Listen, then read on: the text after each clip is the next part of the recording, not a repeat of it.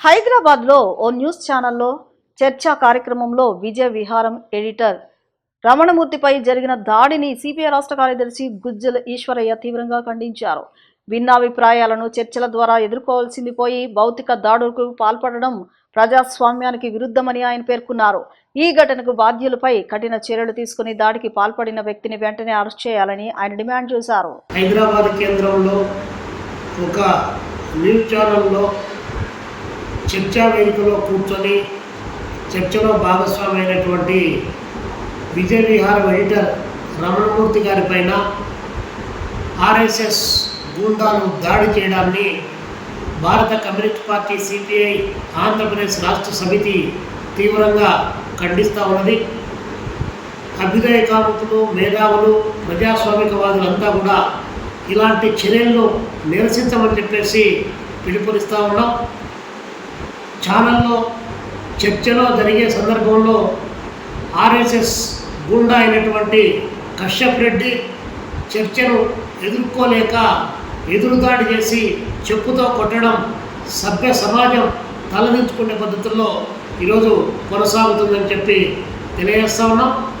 నిజంగా భారత ప్రధానమంత్రి నరేంద్ర మోడీ గారు హైదరాబాద్ పర్యటనకు వచ్చినటువంటి సందర్భంలో వేసినటువంటి పత్రికల్లో వచ్చినటువంటి అడ్వర్టైజ్మెంట్స్లో వాస్తవంగా అన్ని ఫోటోలు పెట్టి శ్రీకృష్ణుని తల లేపి అందులో నరేంద్ర మోడీ గారి బొమ్మను వచ్చేటువంటి పద్ధతుల్లో చేసినటువంటిది ప్రపంచమంతా వీక్షించింది. కశ్యప్ రెడ్డి గారు తన యొక్క మతబలంతో తను దాడి చేసినంత మాత్రాన దాన్ని ఎవరు చూడలేదని చెప్పి అనుకోవడం పొరపాటు.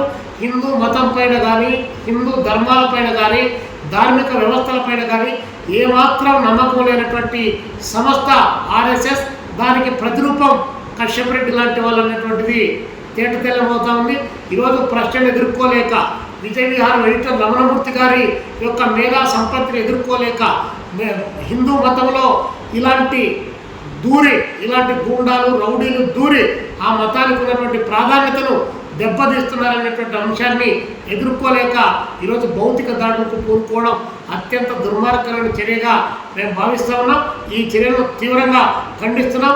ఆంధ్రప్రదేశ్లోని ఎస్ఐఆర్ ప్రక్రియలో భాగంగా ఓటర్ల నమోదు, మార్పులు, చేర్పులు గడువును ఈ నెల 24 వరకు పొడిగించడాన్ని మైనార్టీ హక్కుల పరిరక్షణ సమితి స్వాగతించింది. అయితే అర్హులైన ఓటర్లు ఎవరూ నష్టపోకుండా మరో నెల రోజుల పాటు గడువు పెంచాలని ఎన్నికల సంఘాన్ని కోరింది. విజయవాడ సమితి అధ్యక్షులు ఫరూక్ షిబ్లీ మాట్లాడుతూ సాధారణ ప్రజలు, మైనార్టీలు ఇబ్బందులు పడకుండా గడువు పెంచాలని ముందుగానే కోరామని, ప్రభుత్వం స్పందించి ఈ నెల 24 వరకు గడువు పొడిగించడం సానుకూలమన్నారు. ఈ నెల 31న విడుదలయ్యే డ్రాఫ్ట్ ఓటర్ల జాబితా అనంతరం వచ్చే అభ్యంతరాలు, న్యాయపరమైన సమస్యల పరిష్కారానికి హైకోర్టు న్యాయవాది అబ్దుల్ సలీం ఆధ్వర్యంలో ప్రత్యేక లీగల్ కమిటీ ఏర్పాటు చేసినట్లు తెలిపారు. మాజీ సివిల్ జడ్జి షేక్ ఇంతియాజ్ మాట్లాడుతూ డ్రాఫ్ట్ ఓటర్ల జాబితాను ప్రతి ఒక్కరూ తప్పనిసరిగా పరిశీలించాలని, ఓటర్ల హక్కుల పరిరక్షణకు సమితి న్యాయపరంగా అండగా ఉంటుందని తెలిపారు.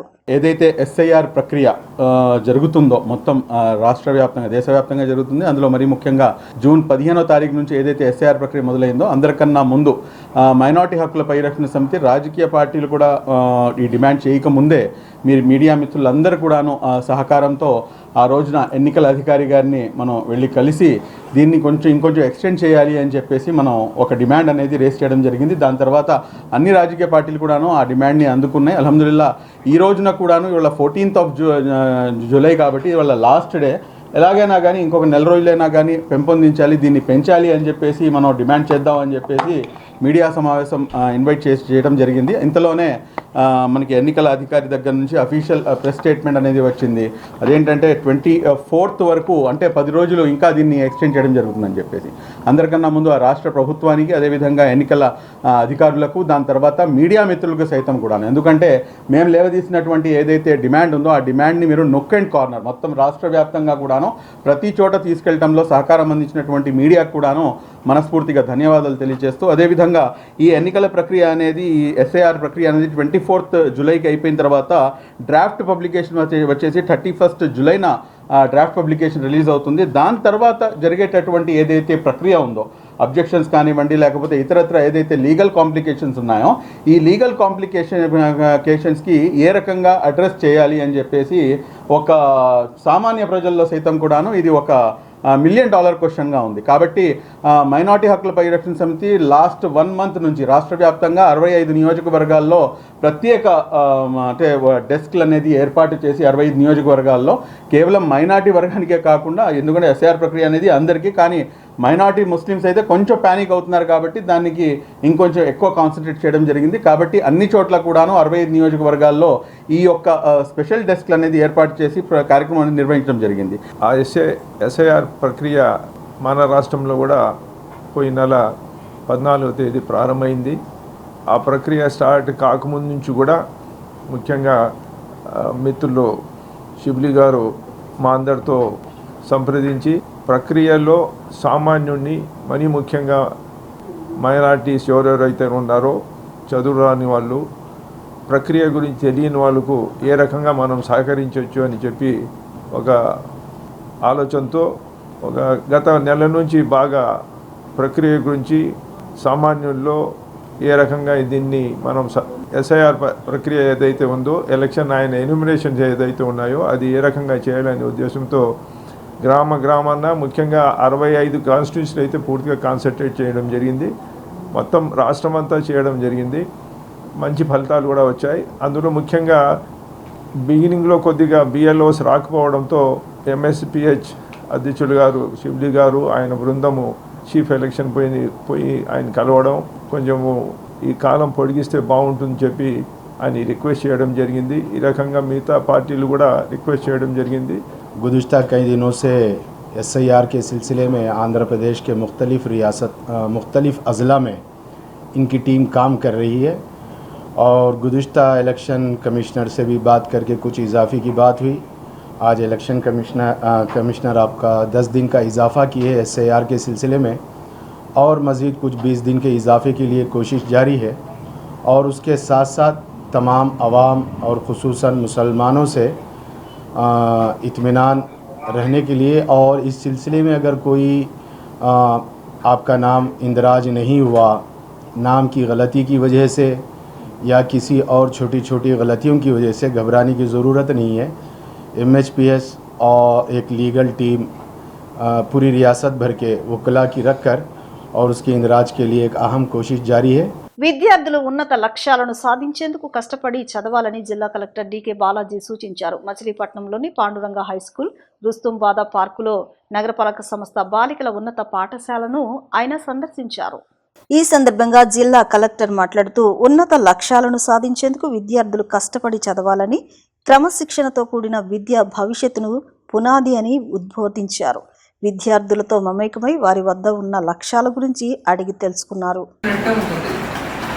అవును కదా, మీరు ఈరోజు చదివారు, తర్వాత ఒక 4 నెలలు 5 నెలల తర్వాత అదే ఓపెన్ చేశారనుకోండి, మళ్ళీ మీకు స్టార్టింగ్ నుంచి చదివినట్టే ఉంటుంది. సో ఎప్పుడూ చదివింది as early as possible revise అయితే 1 or 2 times సెట్ అయిపోతుంది మైండ్లో. అది డోంట్ మిస్ దట్. యాక్చువల్లీ ఇప్పుడు నేను ఇవాళ ఐఏఎస్లో కూడాను నేను ఎలా చేసామంటే ఒక చాప్టర్ తీసుకుంటే ఆ చాప్టర్ని 2-3 times బ్యాక్ టు బ్యాక్ చదివాను. ఇట్స్ నాట్ లైక్ 1 chapter పూర్తి చదివేసి సెకండ్ చాప్టర్ వెళ్ళామని కాదు. నేను ఫస్ట్ చాప్టర్ చదివేది, ఫస్ట్ చాప్టర్ 2-3 times చదివేది, తర్వాత సెకండ్ చాప్టర్ వెళ్ళేది. అలా చేసామండి. ఎందుకంటే అప్పుడు ఇంకా మైండ్లో బాగా రిటైన్ అవుతుంది. That also you can. Krishna జిల్లా గన్నవరం నియోజకవర్గ పరిధిలో గొల్లనపల్లి గ్రామస్తులు క్వారీ లారీలను నిలిపివేశారు. నూజివీడి నియోజకవర్గం సరిహద్దు గ్రామమైన కనసనపల్లి క్వారీ నుంచి వందలాది లారీలు తమ గ్రామం మీదుగా వెళ్లడం వల్ల గ్రామంలోని రోడ్లు పూర్తిగా ధ్వంసం అయ్యాయని గ్రామస్తులు ఆందోళన వ్యక్తం చేశారు. గ్రామస్తులు ఆందోళనతో సంఘటన స్థలికి చేరుకున్న గన్నవరం పోలీసులు వారిని శాంతింపచేసేందుకు ప్రయత్నించారు. 2 రోజులు గడువు కావాలని, అవసరమైతే రోడ్డు నిర్మాణం చేస్తామని క్వారీ నిర్వాహకులు హామీ ఇవ్వడంతో గ్రామస్తులు శాంతించారు. శక్తి యాప్ ద్వారా వచ్చిన ఫిర్యాదులపై మంగళగిరి గ్రామీణ పోలీసులు వెంటనే స్పందించి ఓ దంపతుల కుటుంబ వివాదాన్ని కౌన్సిలింగ్ ద్వారా పరిష్కరించారు. వేదపూడి గ్రామానికి చెందిన మహిళా ఫిర్యాదుతో భార్యాభర్తలను పోలీస్ స్టేషన్కు పిలిపించి సమస్యలను తెలుసుకుని పరస్పర అవగాహనతో సఖ్యతగా జీవించాలని సూచిస్తూ పంపించేశారు. మహిళలకు ఎలాంటి ఇబ్బందులు ఎదురైనా శక్తి యాప్ ద్వారా ఫిర్యాదు చేస్తే పోలీసులు తక్షణమే స్పందించి అవసరమైన చర్యలు తీసుకుంటారని మంగళగిరి గ్రామీణ సిఐ సిరిమామిళ్ల వెంకట్ తెలిపారు. శక్తి యాప్ ద్వారా నువ్వు కాల్ చేసావా? ఎప్పుడు? మార్నింగ్ 8:30 9 ఆ టైంలో చేశాను. మామూలు ఏమో రెస్పాండ్ అయ్యారా? వెంటనే రెస్పాండ్ అయ్యారు. వచ్చారా మామూలు? వెంటనే రెస్పాండ్ అయ్యారు. 5 minutes లోనే రెస్పాండ్ అయ్యారు. 5 minutes రెస్పాండ్ అయ్యారు. ఓకే, కౌన్సిలింగ్ ఇచ్చారా? చెప్పారు సార్. మాట్లాడారా? మాట్లాడారు. ఇద్దరు కూడా కౌన్సిలింగ్ ఇచ్చావా? ఓకేనా? నీకు ఓకేనా? నాకు ఓకే సార్. కొత్త కౌన్సిలింగ్ ఇచ్చా, నీకు చెప్పినాము. నీకు ఎందుకంటే ఇష్టమే కదా? ఇష్టమే సార్. ఎలా బాగా ఉంటారా? కృష్ణా జిల్లా గన్నవరంలో క్రికెట్ మ్యాచ్ సందర్భంగా బ్యాటింగ్ విషయంలో తలెత్తిన వివాదం తీవ్ర ఘర్షణకు దారితీసింది. గన్నవరం బాయ్స్ హై స్కూల్ మైదానంలో 2 జట్ల యువకులు పరస్పరం క్రికెట్ బ్యాట్లతో దాడి చేసుకోవడంతో ఓ యువకుడికి తీవ్ర గాయాలయ్యాయి. పోలీసులు కేసు నమోదు చేసి దర్యాప్తు చేపట్టారు. గన్నవరం బాయ్స్ హై స్కూల్ గ్రౌండ్లో జరుగుతున్న క్రికెట్ మ్యాచ్లో బ్యాటింగ్ విషయంలో 2 జట్ల మధ్య వాగ్వాదం చోటు చేసుకుంది. చిన్న మాట కాస్త తీవ్ర ఘర్షణగా మారింది. ఆగ్రహానికి గురైన ఇరు జట్ల యువకులు క్రికెట్ బ్యాట్లతో ఒకరిపై ఒకరు దాడులకు పాల్పడ్డారు. ఈ ఘటనలో ఒక యువకుడు తలకు బలమైన గాయం అవడంతో అతడు తీవ్రంగా గాయపడ్డాడు. గాయపడిన యువకుడిని తొలుత స్థానిక ఆసుపత్రికి తరలించి అనంతరం మెరుగైన చికిత్స కోసం విజయవాడ ప్రభుత్వ ఆసుపత్రికి తరలించారు. ప్రస్తుతం అతని పరిస్థితి విషమంగా ఉన్నట్లు సమాచారం అందుకున్న గన్నవరం పోలీసులు ఘటనా స్థలికి చేరుకుని పరిస్థితిని అదుపులోకి తీసుకున్నారు. దాడికి పాల్పడిన యువకులను పోలీస్ స్టేషన్కు తరలించి విచారిస్తున్నారు. ఈ ఘటనకు సంబంధించి పూర్తి వివరాలు తెలియాల్సి ఉండగా కేసు నమోదు చేసి అన్ని కోణాల్లో దర్యాప్తు కొనసాగిస్తున్నట్లు పోలీసులు తెలిపారు. ఆన్లైన్ మోసాల పట్ల ప్రజలు అప్రమత్తంగా ఉండాలని సత్యనారాయణపురం సీఐ లక్ష్మీనారాయణ సూచించారు. పోలీస్ స్టేషన్ పరిధిలో నిర్వహించిన సైబర్ అవగాహన కార్యక్రమంలో సీనియర్ సిటిజన్లు, గృహిణులు, విద్యార్థులకు డిజిటల్ అరెస్ట్, పెట్టుబడి మోసాలు, లోన్ యాప్లు, ఆన్లైన్ షాపింగ్ మోసాలపై అవగాహన కల్పించారు. ఓటీపీలు, బ్యాంక్ వివరాలు, యూపీఐ పిన్ వంటి వ్యక్తిగత సమాచారాన్ని ఎవరికీ ఇవ్వొద్దని సూచించిన ఆయన సైబర్ మోసాలకు గురైతే వెంటనే 1930 హెల్ప్ లైన్కు లేదా సైబర్ క్రైమ్ పోర్టల్లో ఫిర్యాదు చేయాలని కోరారు. ₹1,00,000 కావాలి, 50,000 కావాలంటే ఏదో అర్జెంట్ అంటే స్క్రాచ్ చెక్ చేయకూడదు. అది ఆ వీడియో అంతా అంటే అవి ఫోన్ చేసి ఎప్పుడు ఆడవాళ్ళు డబ్బులు అల్పెట్టుకుని చెప్పారు.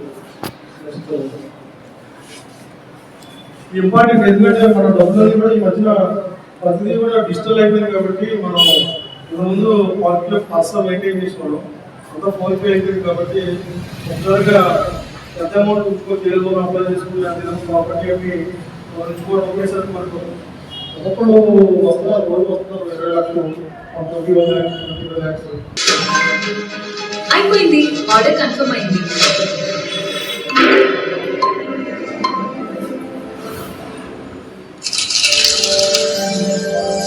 వెబ్సైట్లకు అడ్వాన్స్ చెల్లించే ముందు ఒకసారి ఆలోచించండి. ఆఫర్ చూసి కాదు, ఆలోచించి క్లిక్ చేయండి. తెలియని వెబ్సైట్ కు అడ్వాన్స్ చెల్లించకండి. మోసపోతే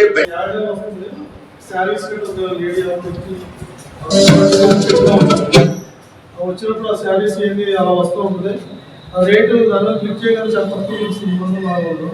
అది ఏమవుతుంది, ఆ లింక్ అన్ని కూడా ఫేక్ లింక్లు అన్నీ కూడా అది కూడా చూసుకోవాలి. ఇప్పుడు కూడా ప్లే స్టోర్ నుంచి మనం డౌన్లోడ్ చేసుకుంటే యాప్ కరెక్ట్. ఎవరైనా పంపించారు లింక్ అని ఏదైనా యాప్ అంటే అది ఫేక్ అని అర్థం. ఏదైనా మనం యాప్ డౌన్లోడ్ చేసుకోవాలంటే ఖచ్చితంగా ప్లే స్టోర్ ఉంటే అది ఒకటే జరిగింది. వార్తలు ముగించే ముందు ముఖ్యాంశాలు మరొకసారి.